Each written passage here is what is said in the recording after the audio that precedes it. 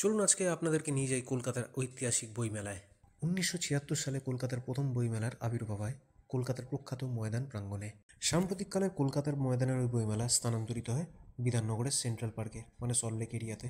এই বইমেলা শুরু হয়েছে 28শে জানুয়ারির থেকে আর শেষ হয়ে যাবে 9 ফেব্রুয়ারিতে। সময়কাল হলো সকাল 12টার থেকে রাত 9টা অবধি। কিন্তু আপনাদের একটা কথা বলতে আমি বাধ্য হচ্ছি, এখানকার ক্রাউড দেখে কিন্তু প্রচণ্ডভাবে হতাশ হলাম আমি।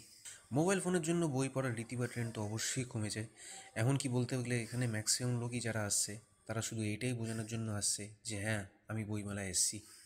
শুধু এইটুকুনি বলতে চাই আমার ইয়ং জেনারেশনকে এবং সকল মানুষকে, যে মোবাইলের মাধ্যমে কিন্তু আপনারা সব কিছু জানতে পারবেন না।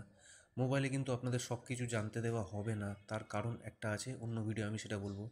তাই জন্য বলছি, বই পড়ুন যদি হিডেন নলেজ বা হিডেন ট্রুথ জানতে চান। আর জীবন কেরমভাবে চলতে হয় সেটা যদি বুঝতে হয়, তাহলে অবশ্যই বই পড়ুন আপনারা। আর যদি আমার ভিডিওটা ভালো লেগে থাকে আর এরকম ভিডিও যদি আরও দেখতে চান, তাহলে অবশ্যই আমাকে ফলো এবং সাবস্ক্রাইব করে রাখুন।